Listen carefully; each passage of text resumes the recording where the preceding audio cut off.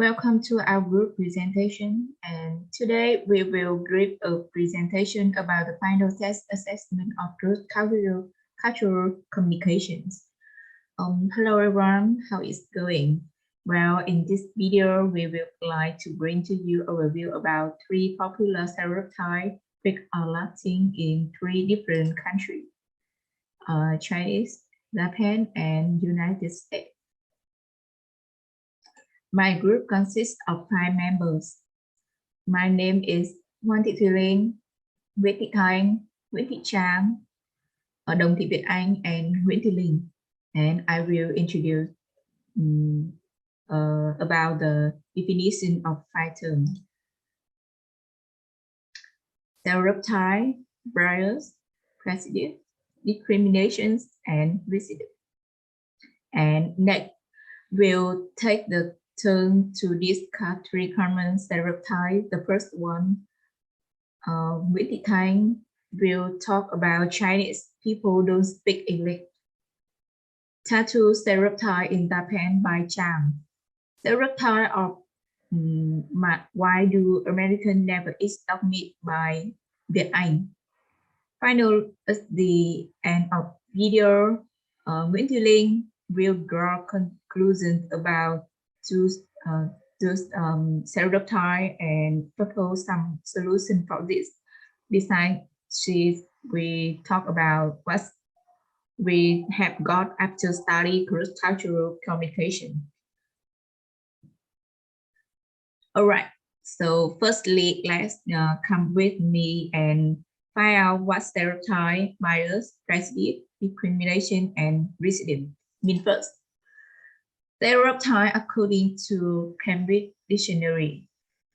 Stereotype is a set idea that people have about what someone or something like, especially an idea that is wrong.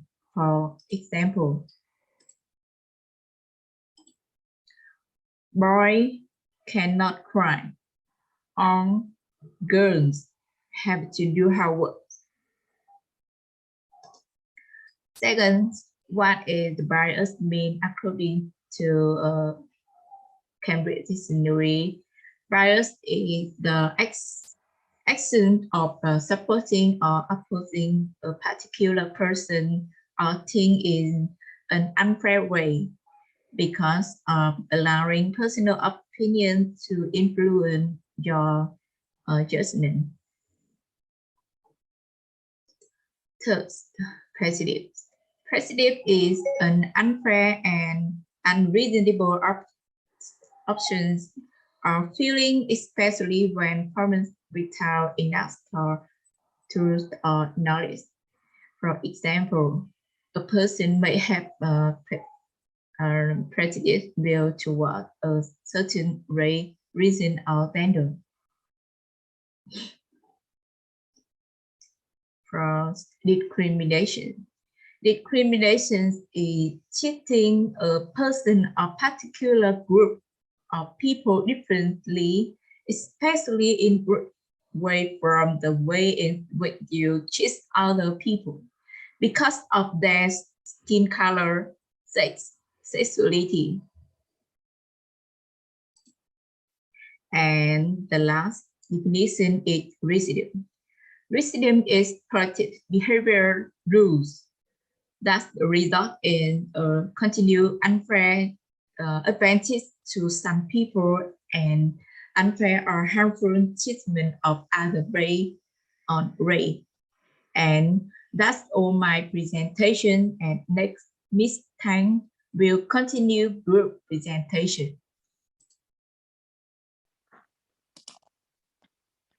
Okay, thank you, Hoàng Linh. Hi, everyone. My name is Thanh Thanh.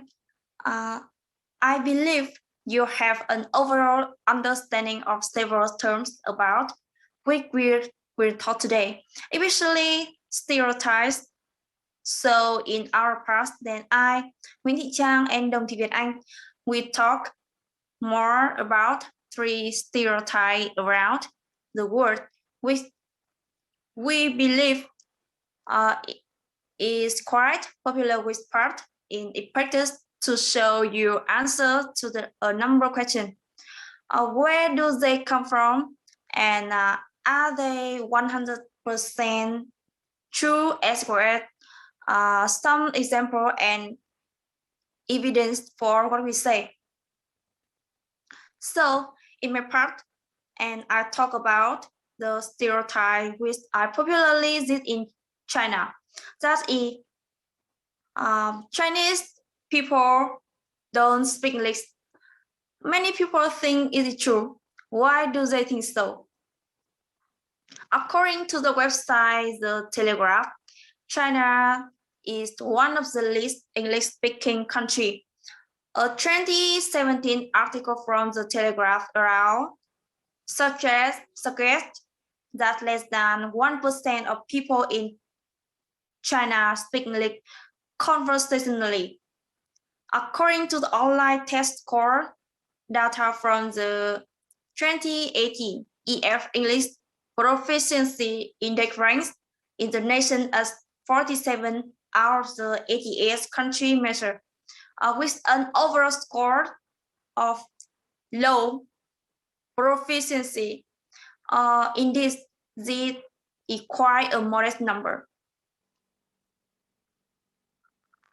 As you all know, China is an extremely developed country with a rich and complex culture. The Chinese are like a miniature world. They have their own application for their own use without having to use the common tool of the world. For example, instead of Google, they have Baidu. Instead of YouTube, they have Bilibili, Youku, ICE.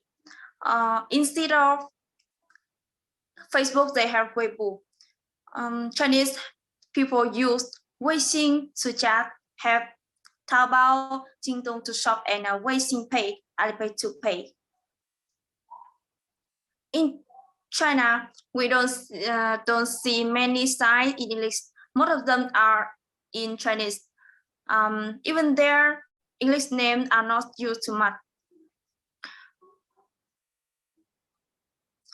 What important from the outside is also trying to adapt to the habits of the Chinese people. All famous brand names or foreign things are also converted into Chinese character. Gucci will call it Gucci. Coca-Cola will call it 可口可乐. The same goes for literature and film. The worst famous work, Sherlock Holmes, will be called 福尔摩斯. The movie Conan will be called Conan. Even character name in the movie will not keep the Japanese name but change to Chinese name. For example, Conan would be Conan. Mao Liran would be Mao Lilan. When foreigners come to China to work, their names are all transliterated into Chinese name, such as the famous group EXO. The members will have Chinese name. I have watched a lot of Chinese entertainment programs. People with English name will also be transformed. They will say 大卫 instead of David. For example, your name is Maria. They will call you Maria. So why do they have such expression? Most Chinese can still live well without English. It's the independence and strength of Chinese civilization has allowed the Chinese to have almost no need for foreign languages. Aside in ancient times, a long-standing civilization with cultural heritages and great inventions have China not to rely on foreign civilization.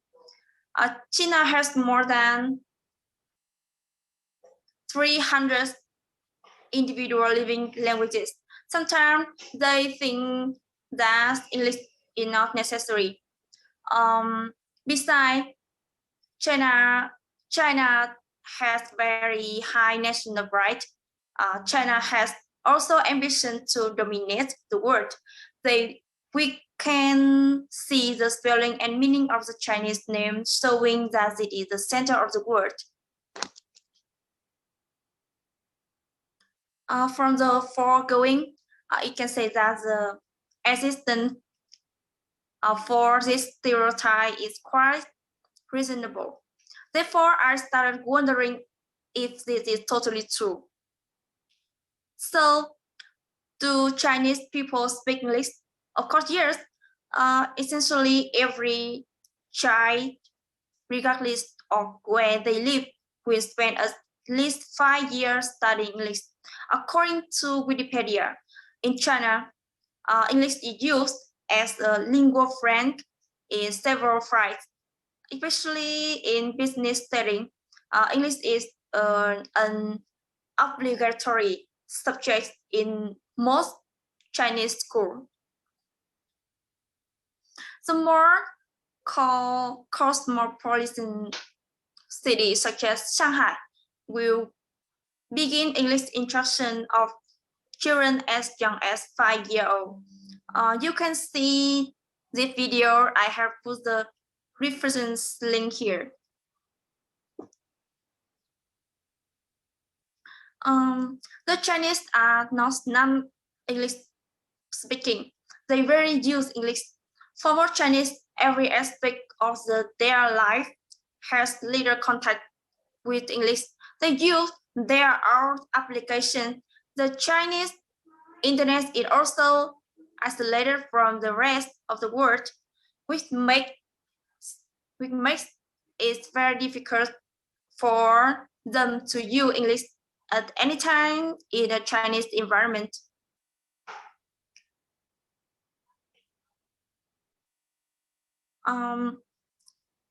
English and Chinese belong to two different language families. They have many significant differences. The Chinese language is hieroglyphic language, unlike the Latin alphabet. The grammar system between Chinese and English is also very different in the order of components in sentences. This poses a big challenge for the Chinese people when learning English.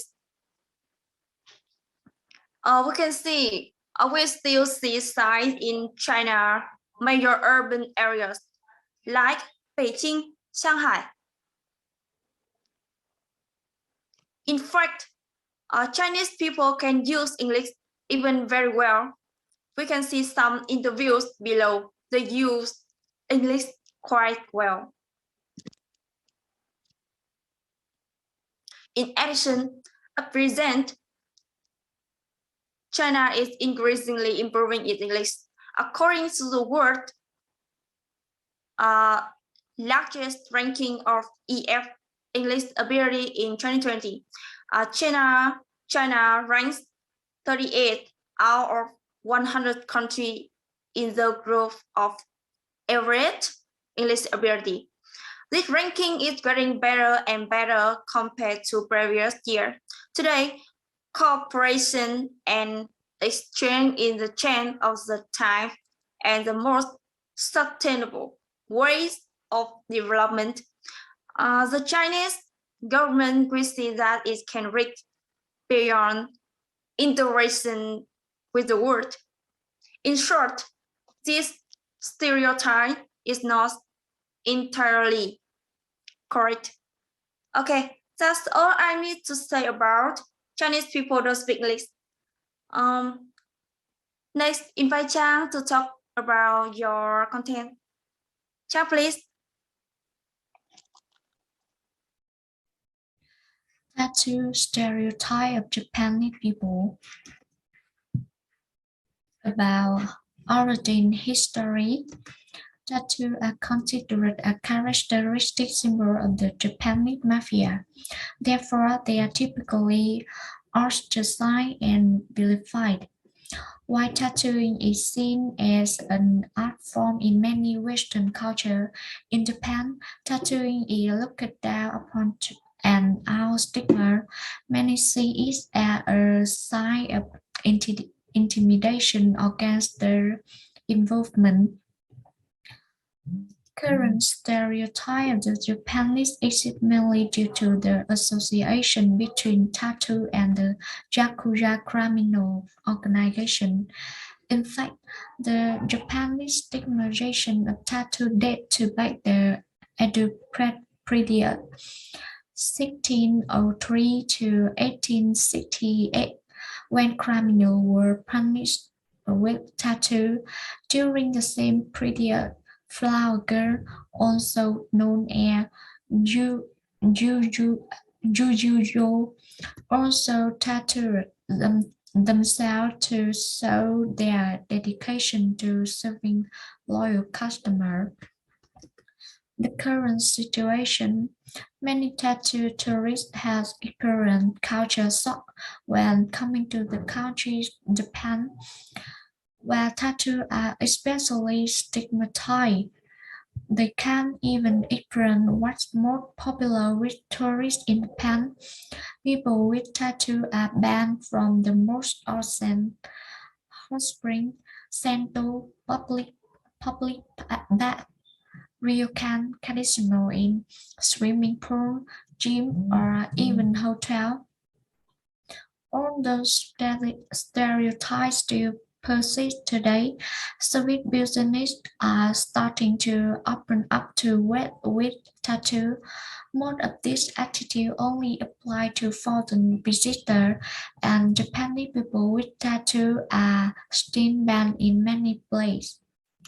With an increasing number of Western visitors, the Japanese Tourism Organization has been trying to solve this problem since 2015, surveying about 3,800 ryokan casino in establishment about their attitude toward a tattoo customer. The results show that 56% of ryokan owners would refuse to accept with tattoo, while 31% would still accept with normally, and 13 would allow with tattoo to enter if they were covered. New Japanese perception of tattoo. Since the 18th century, the Japanese had a different view of tattoo. Tattoo actually create tattoo that contain many meaning. In the past, tattoo could contain meaning related to history or legend. However, with the development of the tattoo profession in Japan today, tattoo can also represent a milestone or a special story with an individual. Although the Japanese have taken a new look at tattoo, but the job required serious people to work, and for some part of Japan, there are still some employers who don't want to hire people with tattoo because of their stigma against criminal gang.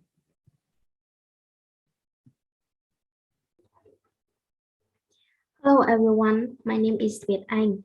I will present about the stereotype of why do Americans never eat dog meat. Americans do not have the habit of eating dogs, and why anymore?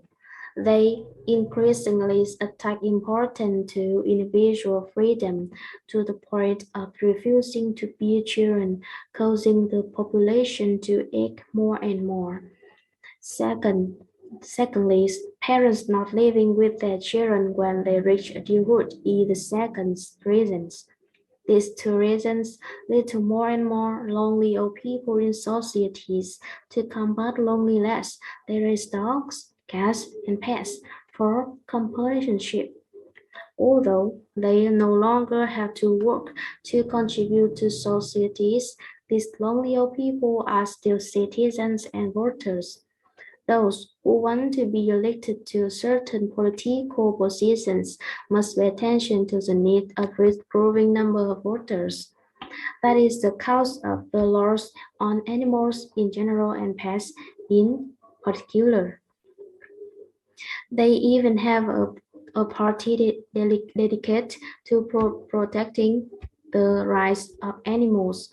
Of course, more than 20 countries of the American Commonwealth also have similar parties.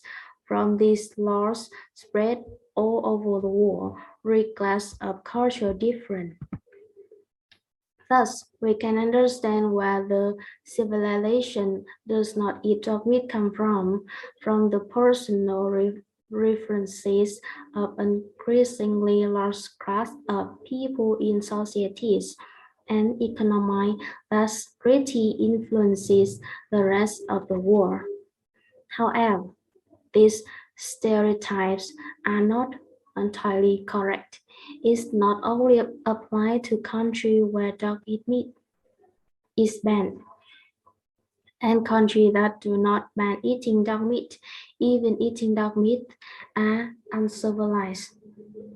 According to the Swiss newspaper, dogs and cats are still part of the diet in the Alpine country.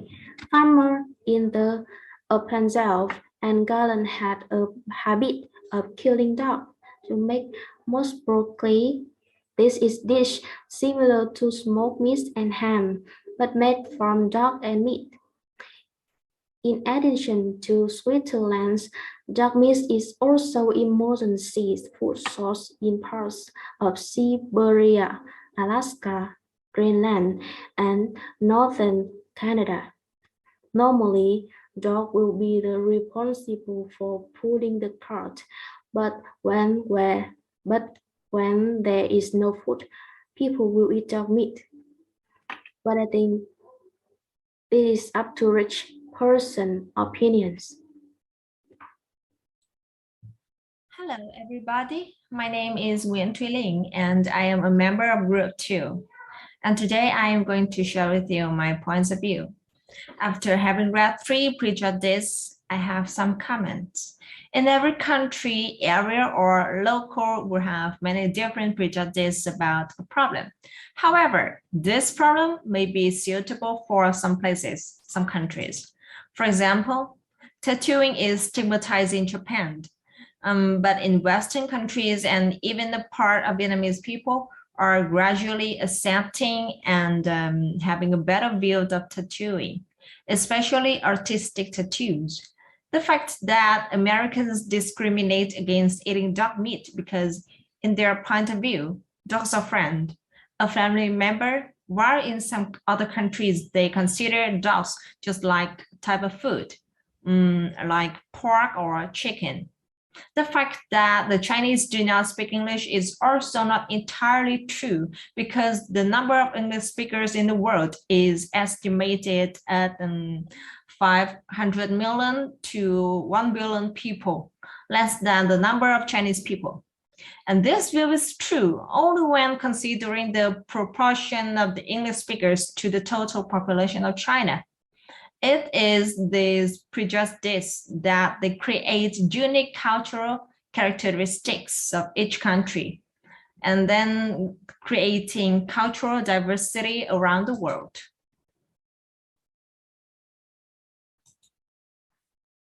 However, we should respect the culture of each country. We cannot force the people of one country to live and think like the culture of another country. And of course, some prejudices that are no longer in line with the development trend of the world should be fought to eliminate. For example, racism, discrimination against women in Muslim countries, so that the country can develop, be more advanced, and more civilized. And this is the end of my presentation. And thank you for listening.